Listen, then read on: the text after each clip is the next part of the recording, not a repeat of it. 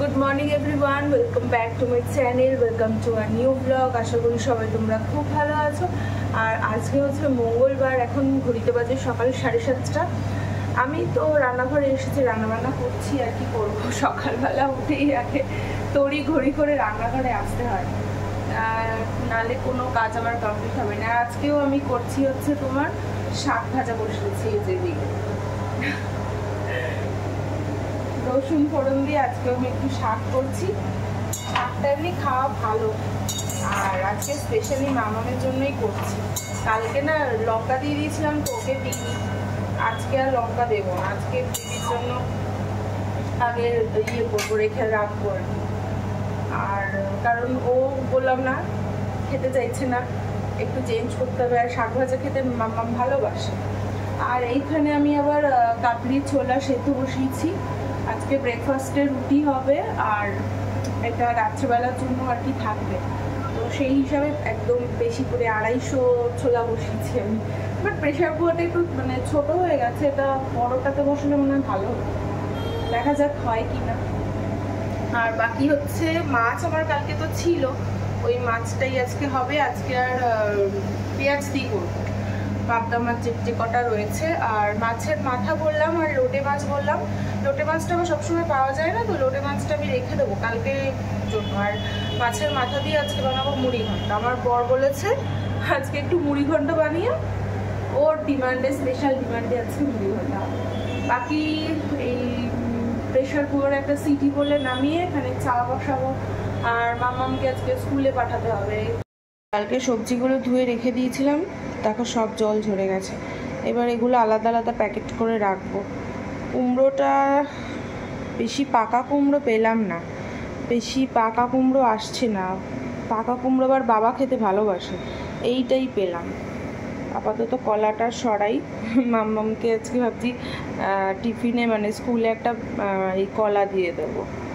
শাক ভাজাটা হয়ে গেছে, এখন আমি ভেন্ডি ভাজা করবো।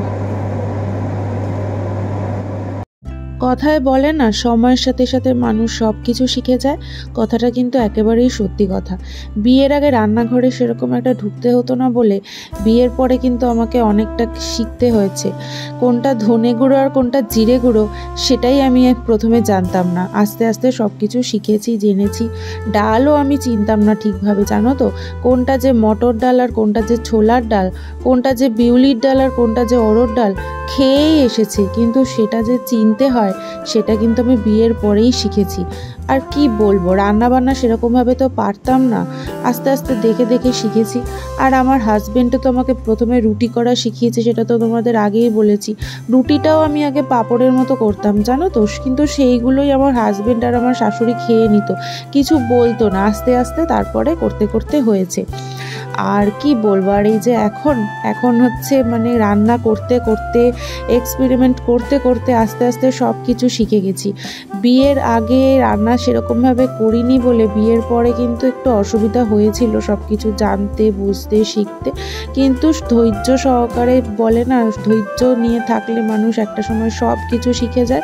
আমার অবস্থাটাও কিন্তু সেই রকমই হয়েছিল। পড়াশোনার গণ্ডি পেরিয়ে রান্নার গণ্ডিতে ঢুকতে কিন্তু আমার অনেকটা টাইম লেগে গেছিলো। প্রথমে আমার মন লাগতো না, যদিও রান্না করতে আমি অতটাও পারতাম না, কিন্তু আস্তে আস্তে শিখেছি। আর এখনও যে আহামরি খুব ভালো রান্না করতে পারি সেটাও বলবো না, কিন্তু কাজ চালার মতো চালিয়ে নিতে পারি। আর বরের ডিমান্ডে দেখো আজকে আমি মুড়ি ঘন্ট বানিয়েছি, জানি না কেমন হয়েছে। ব্রেকফাস্টে আমার এই যে রুটি আর এদিকে কাবলি ছোলার তরকারি। আর আমি এবার একটু নারকেল কোড়া নিয়েছি, নারকেল কোড়া খেতে আমার খুব ভালো লাগে। ভাগ্যিস জামা কাপড়গুলো মাসিকে বললাম মেলো না, মাসি একটা কাচলো 1 বালতি, আর আমার ওয়াশিং মেশিনে জামা কাপড় ভর্তি। মেশিনেরটা এখনো হয়নি। আর এই যে বৃষ্টি নেমে গেছে, দেখো কি বাজে ওয়েদার, কিছুক্ষণ পরে পরেই বৃষ্টি নামছে। আর মামামের জামা কাপড়গুলো সব ছাদে সব ভিজে যাবে, কিছু আর করার নেই। আপাতত আমি এই যে ব্রেকফাস্টটা খাই। আর থালার মধ্যে বেড়ে খাওয়ার মতো আমার আর এনার্জি নেই, মানে এখন তাড়াতাড়ি করে খেয়ে মাম্মামকে আনতে যাব। আর ওকে বললাম তুমি মা বাবার খাওয়াটা দিয়ে দাও, আবার এসে মানে মাম্মামকে নিয়ে আসার পরে আমাকে আবার ব্যাংকে যেতে হবে। বেবি পাপার সাথেই যাব, তো তখন একবার ওই বাড়িতে যাবো, মায়ের চুলটা তো বেঁধে দিতে হয়, তখন একবারে বেঁধে দিয়ে চলে আসবো। আজকে রেনকোটটা নিয়ে যেতে হয় মনে করে। দাও দাও দাও দাও দাও দাও দাও দাও দাও দাও, পড়ে যাবে দেখেছো?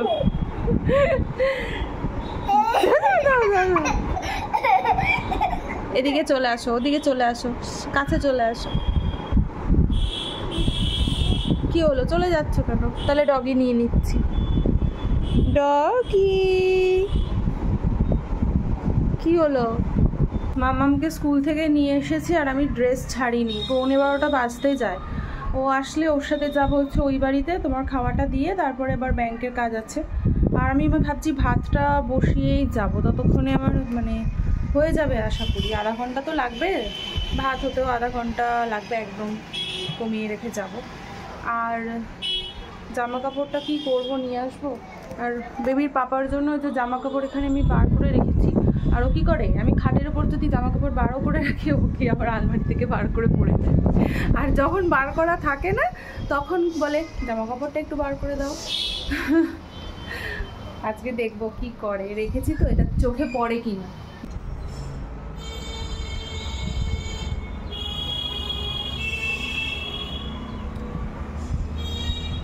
আমরা এবার খাজা নিয়ে এসেছি, ঠাকুরের প্রসাদ। আমার এই খাজা খেতে খুব ভালো লাগে। প্রেগনেন্সির সময় না আমাদের পাশে এক দিদি ছিল, এখন থাকে না, অন্য জায়গায় শিফট হয়ে গেছে ওরা। ওই দিদিরা পুরীতে গেছিলো, তো আমি বলেছিলাম আমার জন্য খাজা নিয়ে আসতে। 2, 4, 6 মানে 4 পেটি মনে হয় আমার জন্য খাজা নিয়ে এসেছিলো, সবাইকে দিয়েছিলাম। আর 2 পেটি আমার কাছে ছিল, মানে 2টো পুরো বাক্স। আমি মানে এত খাজা খেতে ভালোবাসি, ওই সারা প্রেগনেন্সি বসে বসে আমি খাজা খেয়েছি, মানে পুরীর খাজা যেটা।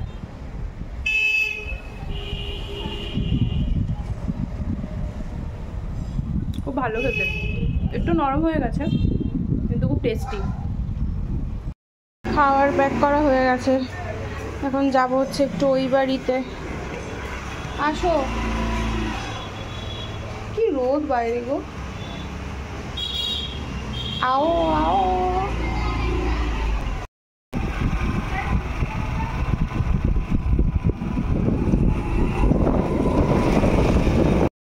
তোমার এখন চান করবে, তারপর খাবে। হ্যাঁ, স্কুল থেকে নিয়ে এসেছি।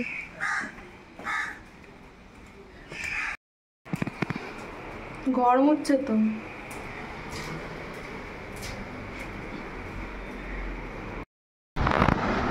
এটা আমার হাজবেন্ডের হাতে রাখার ছবি। এটা কোন ক্লাসের গো? কোন ক্লাসে এঁকেছিল? 10-11? ও, এটা আমার মা বাঁধিয়ে রেখেছে এখানে। আরও অনেক আছে বলো, ফোল্ড করা আছে সব তাকের উপরে, মানে বাংকারে আছে। এটা পুরো অন্ধকার। চলো আসো। 1:45 বাজে, মাম্মাম তো নিশ্চয়ই খাচ্ছে। মাম্মামের খাওয়া হয়ে গেছে আর এখন আমরা খাবো। এই যে মাছের সাইজগুলো যে এত ছোট ছোট না। আর এইখানে আছে যে মুড়ি ঘন্ট বানিয়েছি আমার পরে স্পেশাল ডিমান্ডে, মুড়ি ঘন্ট।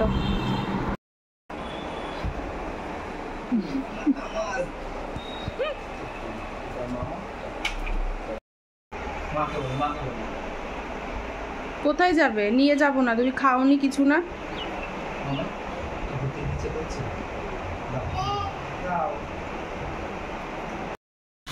ঘুড়ি ওড়ানো চালু হয়ে গেছে, দেখো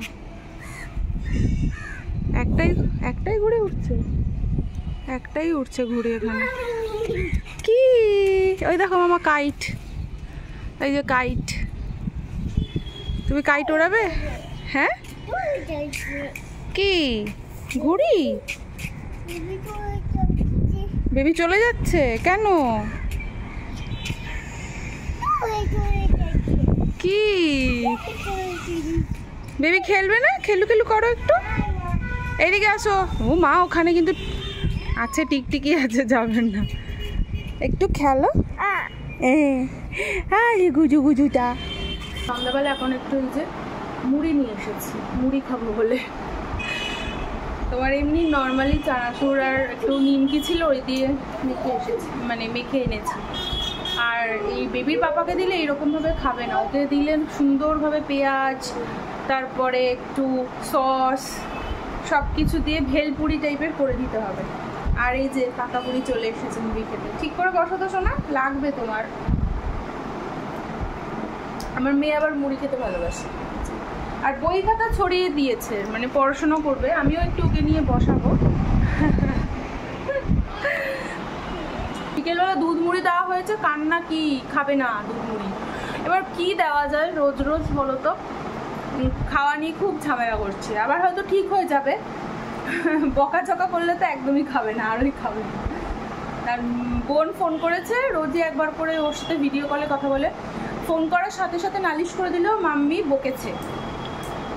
আজকালকার বাচ্চারা যে কি অ্যাডভান্স না, সত্যি কথা। আমরা ছোটবেলায় এত কিছু জানতামই না মনে হয়, যা দিত তাই খেয়ে নিত। তো এখন তো মানে বাবা মারাও অপশন দেয় যে এটা খাবে, ওটা খাবে, সেটা খাবে। আমাদের সময় খেলে খাও, না খেলে না খাও, বুঝলে? এত অপশন ছিল না, বুঝলে?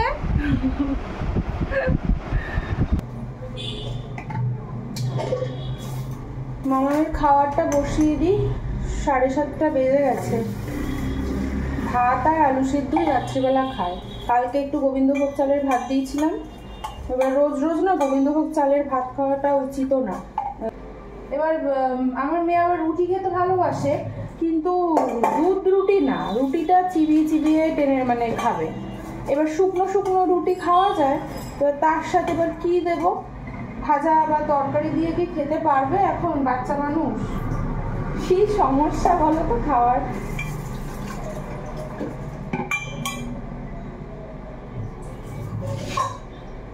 যাক, ভাতটা বসিয়ে দিই, আর একজন খেয়েছে। আর রাত্রিবেলা আমিও আজকে কি খাবো দেখি। তোমার ইয়ে রয়েছে, কাবলি ছোলা একটু রয়েছে। এবার দুটো রুটি কি বানাবো? আমার বর তো গেছে নাইটে,